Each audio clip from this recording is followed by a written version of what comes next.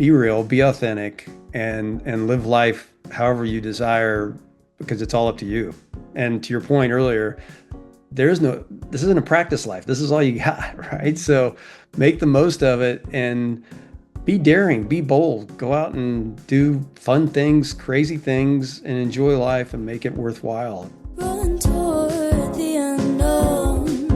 When you're riding the big wheel, you're not alone. Today's guest traded a partner track in consulting for early mornings on a Texas ranch.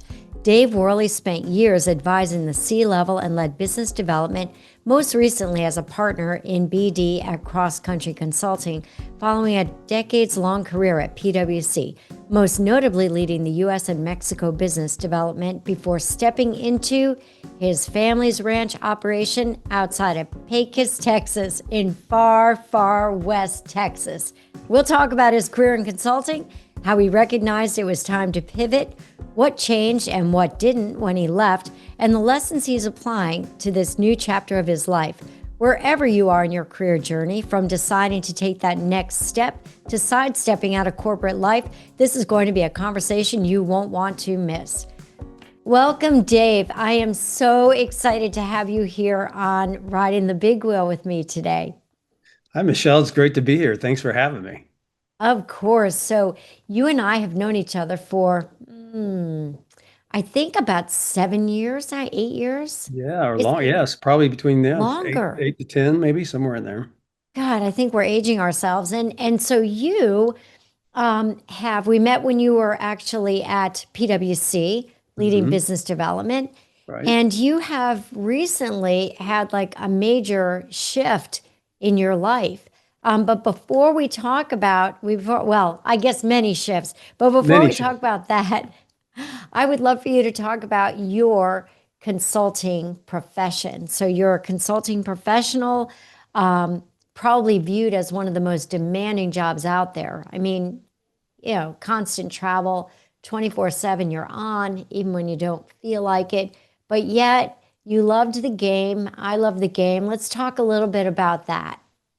Well, I think, professional services consulting is a fun game to me and a lot of people. And it's an experience like none other, I think, in a lot of ways, because you really get to see how business is managed, how it's run and operated from a variety of different lenses, particularly when you sit in a seat like I did and you do.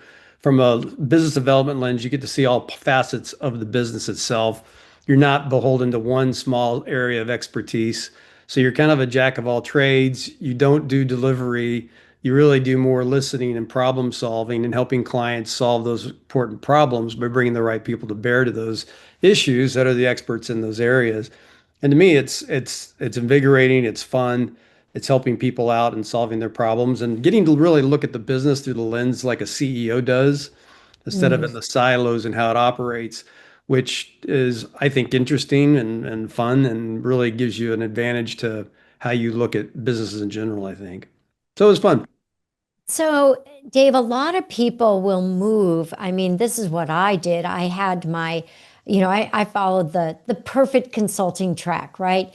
You work for a company for a little bit, you get your MBA, right? Because I wanted to go in as manager, right? Or something, Yeah. something like that. So, for people that would be thinking about making that shift from industry into consulting, what are some of the things that, you would want people to know? Because it is very different. It's exciting, but it is very different. Well, I think the biggest difference from industry to consulting is you really kind of are responsible for bringing and generating your own business. It's very entrepreneurial. And while you may be working for a big four type firm or a big consulting firm or even a boutique, it really, what matters most is how you develop the business, how you create opportunities, and how you bring in the revenue.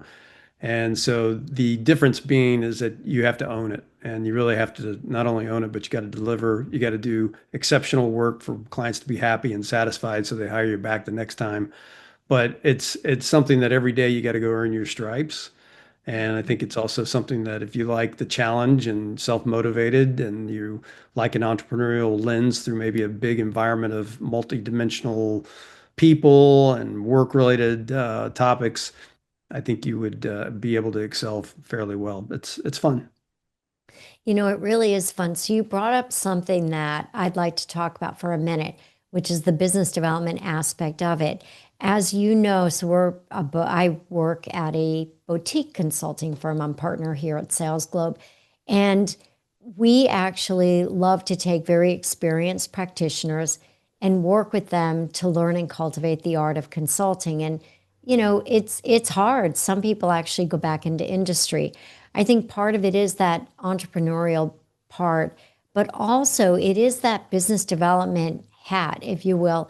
Like people don't understand, even though they're not responsible for selling, they may be responsible for delivery. You're always kind of keeping an eye out there for what is it that my client needs. And it's not just these necessarily maybe these three things they asked us for, but what else might they need that we know we've got a good answer for them. And people, that can be a tough thing for people to do who haven't done that before. Yeah, I think you're right. I think not it's Mm, not cut out. Not everybody's cut out for it, yeah, and you see that, and people learn that. The one thing you said there that I would think is appropriate, regardless of who is in any industry, in any business machination of a career, you're going to sell. You're always selling. And I've talked to people about this. Well, I don't want to be caught up in sales. I'm not a salesperson. I don't want to be yeah, stereotyped as a salesperson. Well, everybody in business persuades somebody to do something, whether it's your boss, whether it's your team, whether it's your client. The power of persuasion matters. And whether you're just doing delivery, you're trying to help somebody solve the problem that they're challenged with, and you're probably having to convince them that you have the right way to do it. And it may be subtly, but it's still selling. And so I think people just need to understand sales is what really makes the world go around in so many ways. And nothing really happens until somebody sells something, right? yeah, So, yep. so I think, while you may not be a direct salesperson, indirectly, you're always selling something. And if anything, it's yourself. I think that's a really good point. I will tell you that my kids still sell stuff to me every single day. From the time my daughter came in my room once with a business case for because she wanted to get business cards and she wanted some financial support to start a pet sitting business, to, just last week, my daughter selling me on some surgery that her cat needed and, where she might need some of my financial support. Anyway, Yeah, when they so start doing PowerPoint slides for Christmas gifts, what they want, right? Santa, you got a kid that's on their way, right? times have really changed.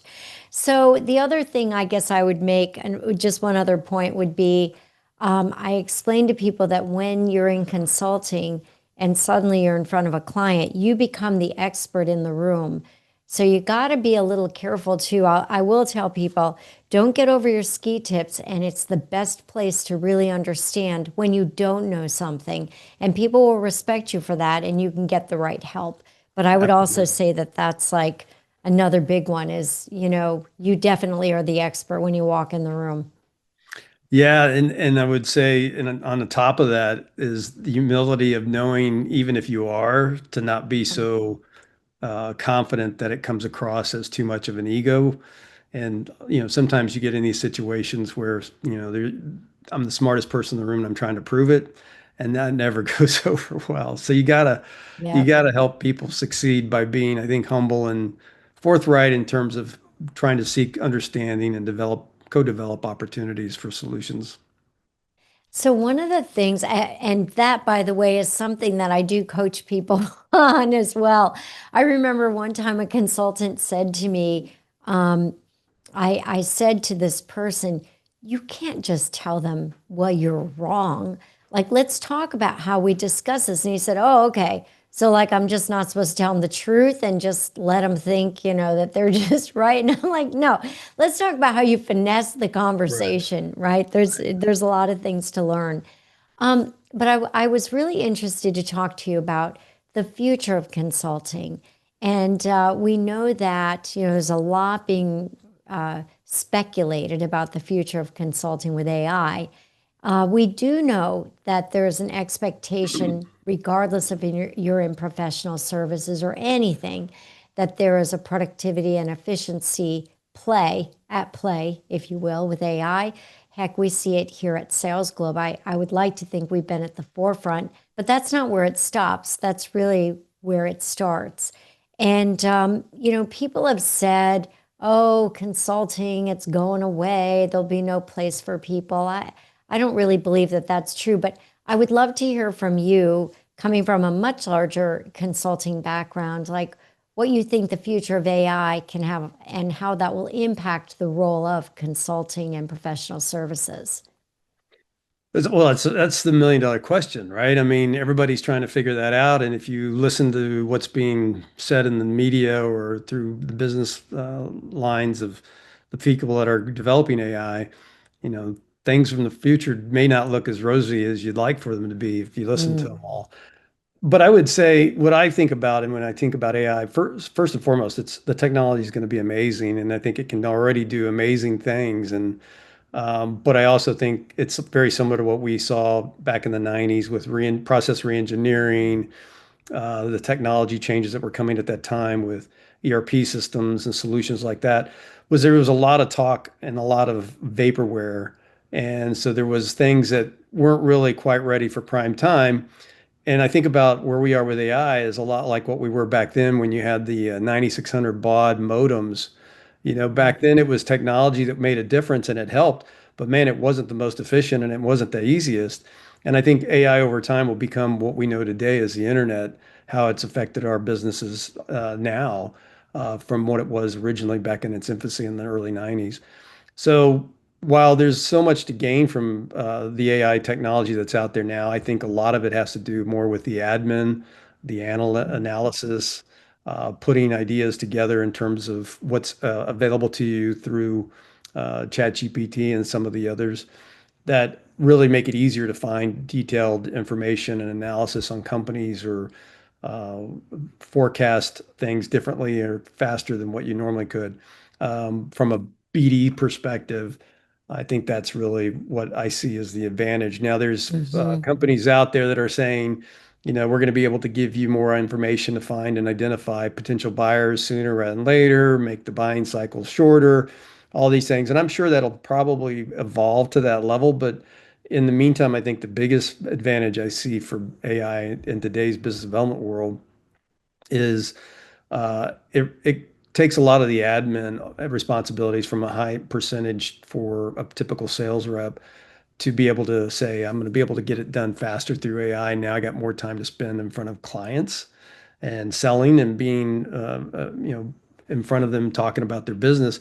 And that's when you think about AI, what's it mean from a consultant perspective? And again, this is all me. I don't know. People Yeah. probably disagree with this, but I think that you're really going to look at it from the standpoint of it's going to improve all these operational functions and capabilities, and maybe even down the road be even more than that. And maybe there will be certain jobs that are eliminated, but ultimately at the end of the day, I think people still want relationships, and relationships matter. People matter, and people want to know who they're going to be able to talk to. Maybe they can go out and get what they usually paid for a $150,000 consulting project to get the answers they need to their problems. And now AI can do that by just clicking in and asking help, and it pulls up an entire process for you. But ultimately, is that going to be what serves the purpose of helping you get through it and operationalize that? Or do you need people? Do you need somebody that can help you manage that piece of it? And I really think that's where relationships matter. And I think that's where the business side of things for business development will always be is relationships are key and critical. It's interesting because I think that the more technology we have, and like I've really loved leveraging AI to help me streamline things. I mean, it's helped me just get me, maybe it'll help get me 70 or 80% Mhm. somewhere, right? Be it an email, be it talking points, whatever that looks like. But I think it's interesting because I think the human element is becoming even more important. Mhm. In, the more technology we have, I feel like the human contact and the relationship is even more critical. As I don't Yeah, I know, would just agree. I my mean, look at all the things you can do now to buy products and services online without even talking to a human. And there's a lot of things that are really good for that. Yeah. It's the right vehicle.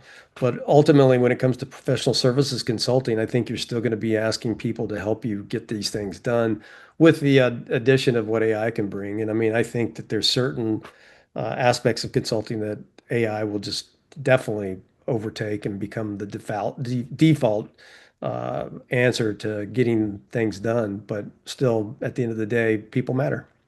Yep. All right, so this is going to be an interesting part of our discussion, which is your transition out of consulting. Now, I would arguably say that you're like at the top of your career. You're doing a lot of great work, a lot of great things. And, management consulting, people stay there a long, long time. And you have over 25 years. But it's not unheard of for people to stay 36 years, 40 years. They just never leave because they love that art of consulting.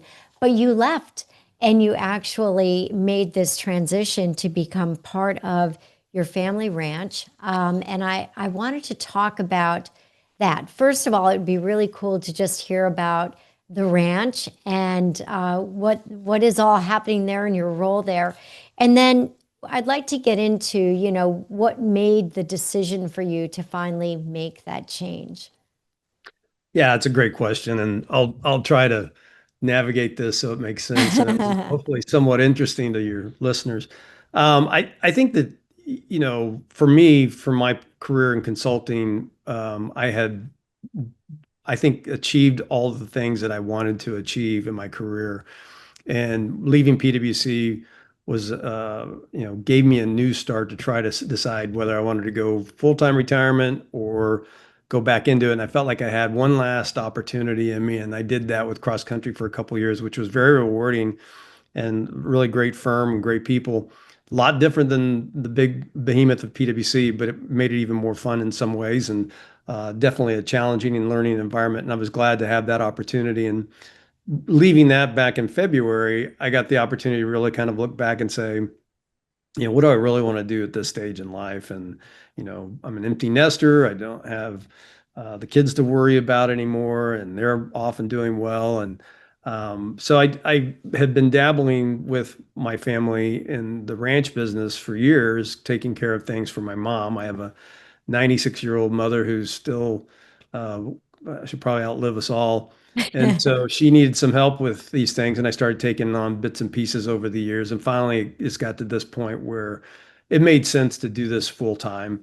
And it really gave me an opportunity to springboard into something I really have a passion for. And of course, it means the world to me and my family.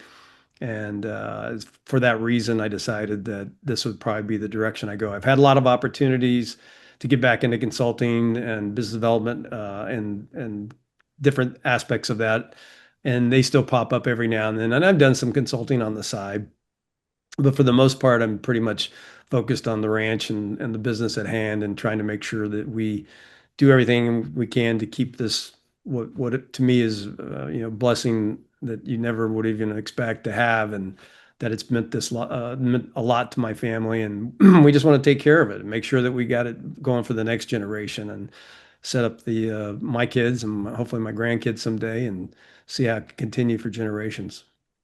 That is so great. So I think it's a great story. Now, this ranch has been in your family for how long? 120 years. Yep, 120 years, and you're going to set it up for the next 100.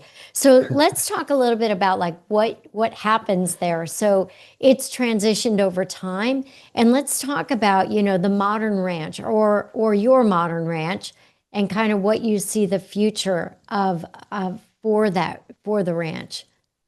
Yeah, well, it's transitioned a lot. I mean, back in early 1900s when my family settled the area, there wasn't anything really out there, and you know, they came out in covered wagon and had their own horses and cattle that they moved from the Oklahoma-Texas border north of Dallas, and ended up in West Texas. And supposedly the grass was as high as a horse's belly, which is why they stopped, because it was good grazing land. Well, I think the 30s Dust Bowl changed that completely. So now it's pretty semi-arid desert. And because of that, it's a little bit harder to raise cattle than it was probably back then. But it's a working ranch. My family directly doesn't raise the cattle. We have grazing leases that we do with our neighbors, and so they raise quite a few head on our land and then the surrounding areas. So there is that aspect of it. And the homestead, we had several homes on the property, and those are all gone now. My mom was born on the property back in the day with her brothers, and so it was at the time what you would call a quintessential West Texas ranch. Since then, I think that nowadays you hear ranching and you hear all kinds of things, and there's everything from what you see on TV with Yellowstone, which is whole different world to what we do, and then everything in between. And for us, now what we're doing is really focused on managing the asset of the land itself and Mhm. how we can monetize it through what's available to us out in West Texas through any number of channels. Right now, the thing that I spend a lot of time on is energy related, and that's not only oil and gas, but right now solar is huge, and solar is huge because of what's going on in the world with AI. Back to AI, the data centers, the Bitcoin mining centers, those kind of things are all opportunities for us to consider, and we're working through different channels to try to figure out what makes the most sense to take advantage of what we can offer, which is land and resources to outfits that are looking to put in uh, you know, Bitcoin mining centers or data centers for AI and solar panels just for normal electrical transmission through the normal channels.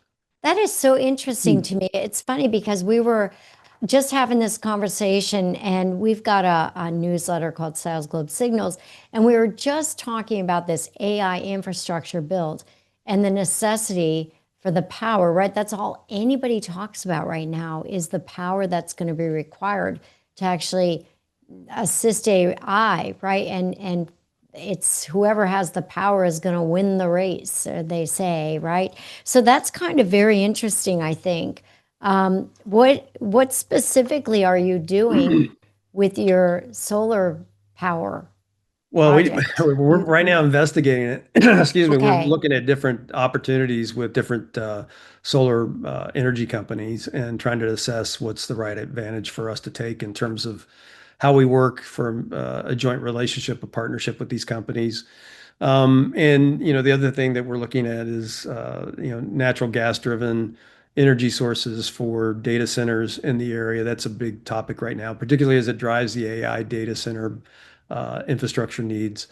And so a lot of this centers too on water. Water is a key resource, Mm, and they're not yeah. making any more of it. And thankfully, we have water resources on our ranch that allows us to offer that as a service to these companies because they do take an inordinate amount of water. And so we're looking at how Wow. we can manufacture production capabilities in the solar capacity, in the water capacity, and then also just making sure we're the initial genesis of the ranch being in cattle farm. It's still doing that too because that's important. Oh, that's really interesting. So I got to ask you, do you wear boots? I wear boots. I do Do you wear a hat? on when I need to. Okay, that's good. Only when you need to. So I have a question. My daughter, I tell her, because we're country music fans, and we'll go to concerts. Like now, I like a lot of modern country. I like Keith Urban, right? And I Mhm. keep telling her, I'm not throwing on the boots and the hat because I don't wear them on a daily basis, and it just looks fake, like Yeah, really. So, but I do have a pair of killer Lucchese boots that I did buy in Austin. I will tell you that. there you So I go. remember when I have been to a couple of rodeos, and There so you I go. went to the rodeo, really because you have to. But anyway, I was just kind of curious. Let me ask you, let's get personal. So you have had a life change a few years ago, and you were married for more than 20 years. 24, 23, 24. 24 years. Okay, 24 great years. You've got children Hmm. together, and you've had a change. So can we talk a little bit about that?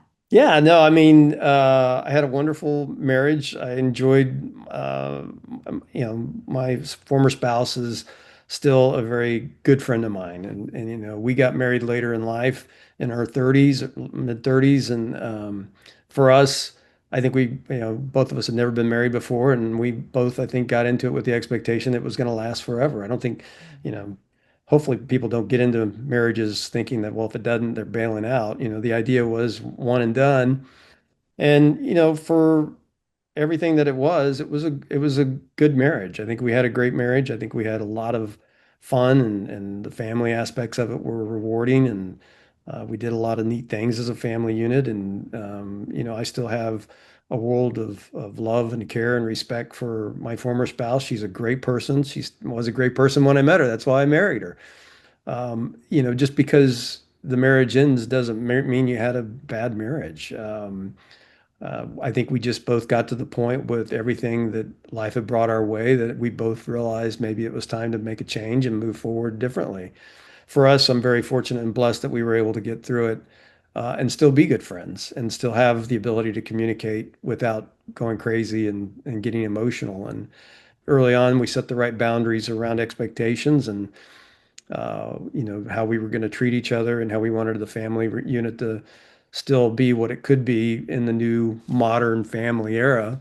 And luckily, I would say that, where we are today, it's worked out, I think, very well. And people always ask me how we did it. And it wasn't easy, and it still isn't easy, but she's easy to get along with, and hopefully I am too. And the kids have been receptive, and I think they understand. They were older, of course, when we decided Mhm. to do this. And so, while that didn't make it any easier, it definitely, at least they had an adult or more mature level of appreciation than maybe if they had been younger. So, and different, people do things for different reasons. And I think where we were, we still maintain, hopefully we'll have grandkids at some point. Hopefully we'll still be able to get together when time and situations arise that allow for that, and that we'll still be able to have great conversations and share great stories and memories and enjoy our time together.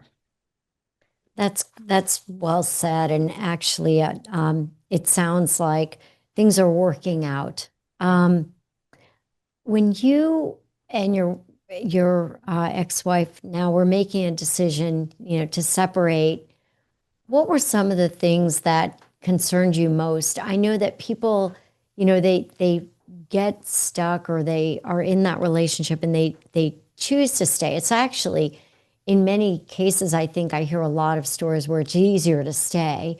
And what was some of the things that concerned you most? Well, I think we both, the easier to stay, I'll pick up on that. I think there was that for a long time for both of us. It was maybe it's easier to stay than getting divorced. You've got financial considerations, family considerations, you've got years of life. And so, uh, and then I think on top of that, just in general, feeling that fear of failure of a marriage, right?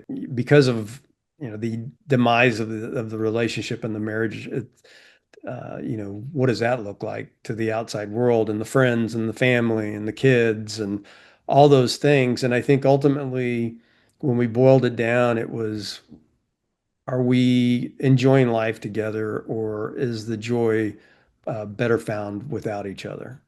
And so I think that, you know, our relationship had gotten to a point where we were probably better friends than we were a couple. It's been a few years, and you're on the other side, if you will.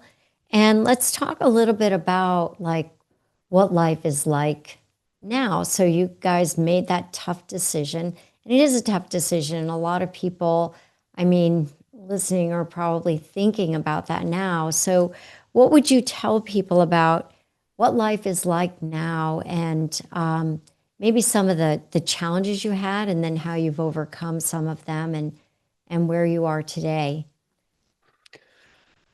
Well, I mean, look, it's an adjustment, right? I mean, going from a family of four to a family of one, and you doesn't mean that you don't have that family unit anymore. You still do. It's just not a part of, your daily life in terms of your proximity to each other. Mhm. And I think that challenges of just being the age I am now, where maybe younger, years ago, it might have been easier to find relationships with, in general, through more outlets because of the kids' activities and the things that you involve yourself in at that point in time. Mhm. I think, you know, the idea of thankfully for the first couple of years we were still spending Christmases and Thanksgivings together and New Year's as a family, even though we were divorced. And I think that helped the transition, and I also think that it helped our kids in the transition. And then I think also that just the changes and what you look forward to, you can either dwell on what you've been through and the arduous process and the task that was and the challenges and the heartache, but or you can focus on the future and really looking at like, okay, so I've got X amount of time left while I'm still healthy and living a healthful lifestyle that allows me to do a lot of things and have a lot of activities. What am I going to do to take advantage of that now and live a life that brings me joy in the things that I want to be involved with going forward? Which is part of the reason I got out of professional services. I was, Mm. I think I had reached the end of what I found to be uplifting and fulfilling, and decided that, maybe now that that is tarnished a bit or it's worn off, the luster's worn off, and it's time to go find something else that excites me and makes me feel fulfilled. And so I think that's where I am today and why I made the change I did. Wouldn't recommend the changes of retirement and divorce all in the same time. That's not always fun. Okay, so it's funny because no matter what the change, retirement, divorce, other big changes in life, people they tend to not do it until forced, right? And Yeah. even though they really want to. So I have a really good friend who has a best friend who stayed in this job that he just hated, and financially could have made the change, but just didn't make the change because he'd been there so long, kids going into college, whatever, thought this was least disruptive and all that. But like as you look back at you've made a couple of very significant changes, and what advice would you give to people that do feel kind of like stuck and how they can think about, you know, what's right for them, because maybe what's right for them is different than what is right for maybe you or me, but how can they kind of help themselves through that decision making process? Yeah, I'm probably not the best person to ask that question, but I can tell you that y- y- I was reflecting on the question you brought about the big wheel and what has Yeah. changed, and I would say change has probably been the one thing, and I see that now looking back, every time I made a major change or shift in my life, good things happened afterwards.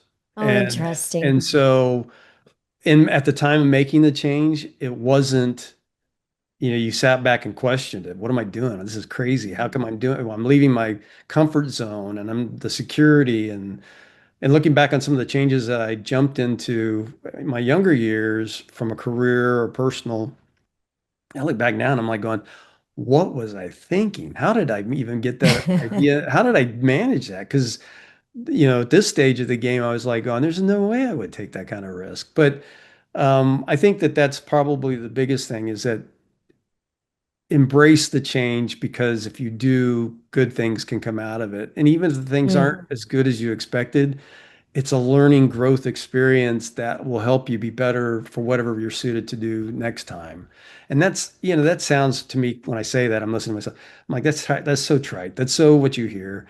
But for me personally, it's actually accurate. And I didn't really think about it until maybe where I am in this stage of the game to think about what changes impacted my life and where I ended up. And I do think it's like Mm, branches on a tree. You go here and you take the fork, and the next thing you know, you grow this way instead of going over here. And who knows? I look back on my life when I got out of school and was in living in Austin, and then made the change to take a job in Kansas. I didn't even know where Kansas was on the map, and I didn't know anybody there either. But I did it and was there yeah. for the next 13 years and loved it. And I have great friends and family, and glad that I did. And if I stayed in Austin, would things been different? Sure. But Mm. who knows? I chose what I did and I'm happy I did and it worked out just fine. Yep. I think we do ask a lot of like what ifs a little bit, but I'm like you, I'll take that change. I'll make that leap, if you will. Not all the time. Sometimes I take too long to make some change, but I think about when I opened up an Italian retail business. I brought this concept over from Italy. Oh my gosh, it was a retail store concept, and my first store opened up the fall exactly 1 year before 9/11. You tell me what happened, right? It was Yeah. like, oh my Yeah. God. It was an uphill battle for the next decade because I had just opened the third store. But, that experience and what I did, it actually helped shape who I am. I know that sounds trite. It took me a while to, because I stayed with that business for 12 years and turned it around and turned it into a whole different type of business actually. But it did help shape who I am today. And you can ask yourself those questions, but I think I always would have asked myself, what would it have been like if I did try to open that retail store that I wanted to do, right? So the idea of this was the retail store distribution center, train people, have a franchise. I didn't want to just own a retail store. And I did that, right?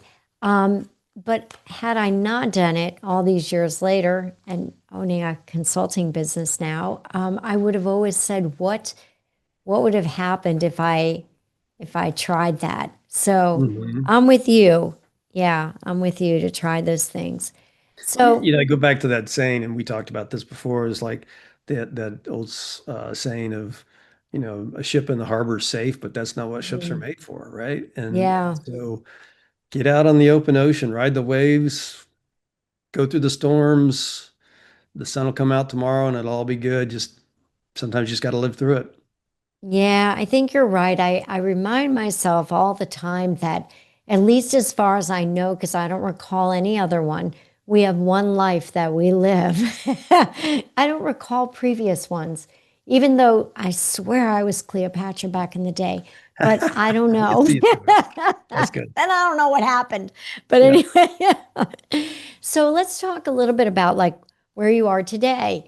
Mhm. Um, you're adjusting, you've adjusted, and you've got your new life running your ranch. And what advice or what would you tell people about where you are today, than for those that might be going through maybe where you were a few years ago or a couple years ago or in the transition? Life is great. I mean, I tell you that Mm. people ask me all the time, "You're retired now. How's that going? You like that? You're Yeah, not working? What do you do?" I have not been bored a minute, and I I've know, it's so exciting. it may be it's a different work, a Yeah. level because of managing the family business, but I think that for me, I love it.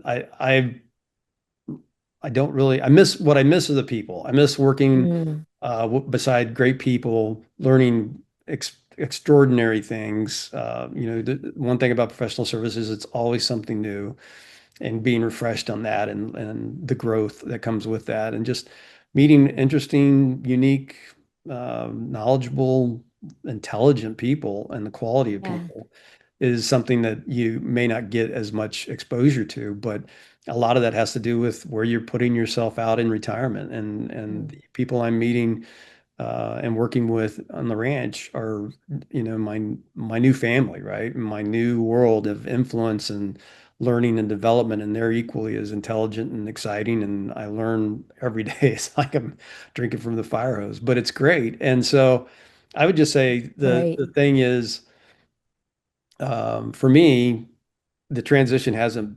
I have not had one day that I look back and said, "Oh, I wish I was doing." I've really enjoyed the new horizon of venturing off into the great unknown and having fun with it. And I glad that I have that background. I'm glad that I have the experience that I have. I'm glad that I had the career that I have. And Mhm. part of that is making sure I made the right plans for my retirement so that when the day did come, I was ready to do it and didn't have to worry about it. And so there's that too. And so that just comes back with proper planning and making sure you're doing all the right things to provide for the future. And I think that while I'll say retirement doesn't pay very well, it sure is fun and I enjoy it. And the other point is you make it what it is. How involved do you want to be, and what do you want to do, and get yourself and follow your hobbies or interest, and Yeah. go out and experience life on a whole new level. It's fun. Yeah, it's funny. Because I was going to ask you, like, what advice would you give people in career that are like considering should they retire, what should they do? And I think about my dad, and so I like to give people this example. He was over 40 years a firefighter, and firefighters, it really is a family. It's amazing how everyone is. I had more like uncles and godfathers, and all of that growing up, but they truly are like that. And what I'll say is that when he retired, so at 65, it's a forced retirement when you're on New York Fire Department. And when he retired, he did not know what to do with himself. Now, he and my stepmom, they loved going to the beach. They liked doing these things, but like 3 months, my dad is bored. Now, fortunately for him, he got a call to come back, and I'll explain that in a minute. But the point is, my dad lived his whole life, every bit of his being was around the fire department. He didn't go golfing. He was a runner, but it was the run team with the fire department. Everything was that the Yeah. clam bakes, all of the social interactions. So suddenly that's gone, right? Mhm. He was asked to come back by the mayor and the new chief who he mentored. And he ended up working there for another 25 years. He only Wow. retired. Oh, yeah. He only retired this past year because he said to me, and he's 91, Michelle, I just don't think that I can do the full scope of the work anymore.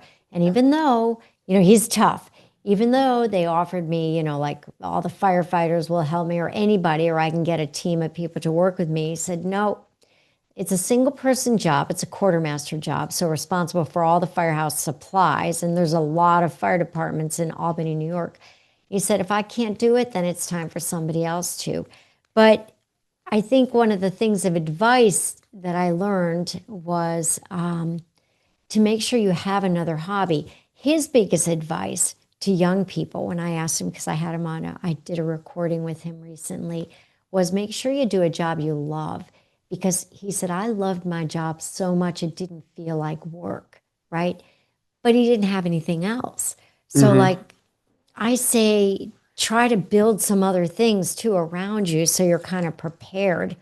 Use it financially, also make sure you're ready for that shift because it might not be as lucrative in retirement. Any Yeah. other words of advice for anyone? I would just say again, back to the decision's obviously something you got Yeah, to come to terms with. And my advice is just make sure you planned well to be able to do the things that you want to do in retirement and make sure you have something to go to. I think I could see if somebody had nothing to do, that they retired and they didn't have any plans or hobbies or interest or anything. I could imagine that would get pretty boring. But yeah, as much as it's out there, I think about the people I know that have retired and the travel aspects. There's so many things: travels, hobby, music, yeah. entertainment, charitable stuff, sports, athletics, So mentoring. many things. Yeah, Yeah. pick your choice of any number of things and just do it, and you'll probably be better for it. Yeah, I would agree with you there. So let's play a game where people get to know a little bit more about Dave Worley.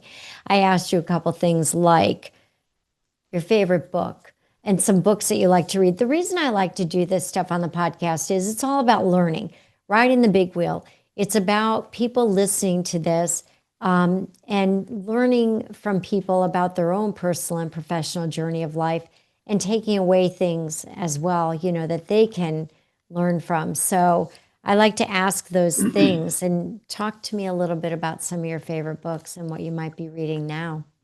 Yeah, I have varied interest, and I enjoy history. I like Mm. historical fictions. I like history in general. Oh, so do I. Yeah, Yeah. and I was laughing. Somebody, World War II. I'll pick up anything and read that. Any type of war, Civil War, Black Hawk Down, you name it. Those anything like that of courageous people doing unbelievable things. I'm always in for exciting reading that and learning. And the other thing I think that I like are like just in terms of history, it's like one book that I think I go back to with when people ask me what's your favorite book, it's Empire of the Summer Moon.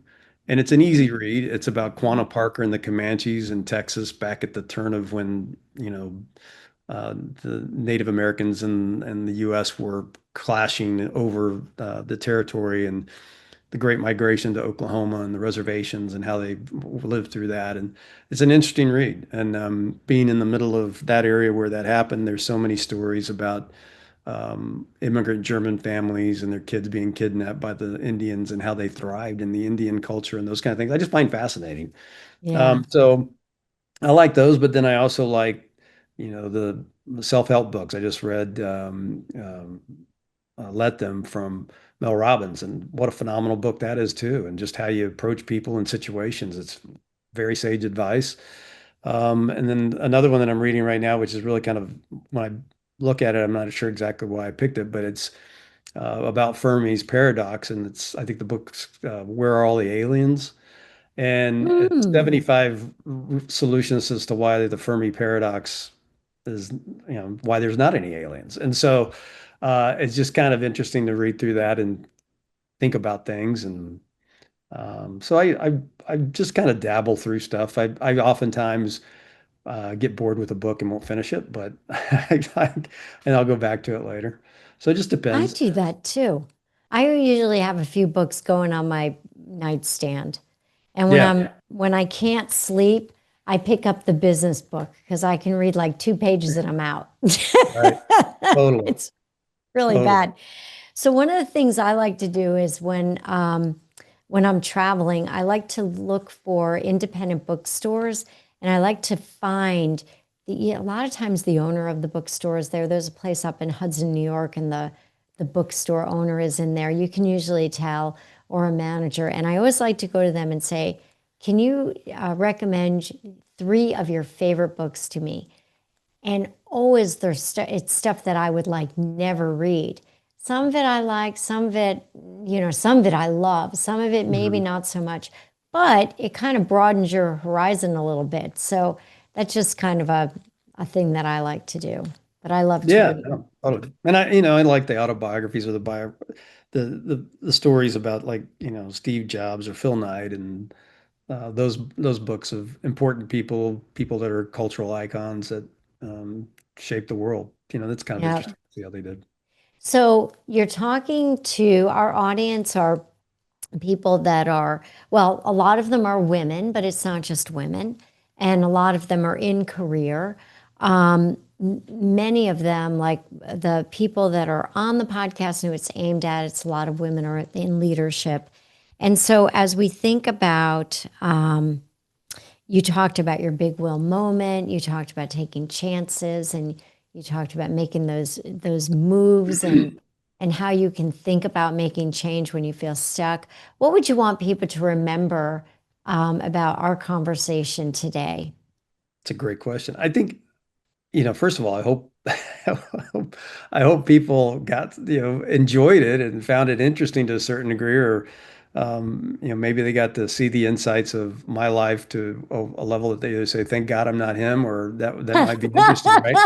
But I think if I could have, hopefully somebody took away from it was just be real, be authentic, and live life however you desire because it's all up to you.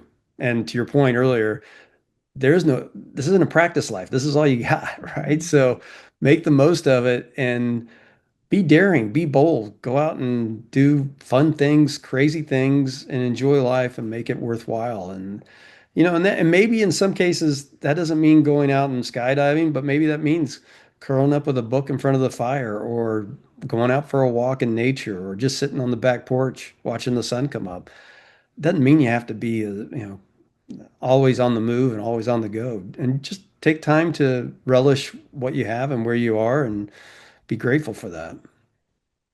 Dave, thank you so much. Now, that is like really good advice that I'm going to take to heart. And I so appreciate you giving your time to me today. So thanks so much. And I hope to see you again soon. Well, sure, Michelle. Thank you for the opportunity. It's always good to catch up with you. And thanks for just listening to me.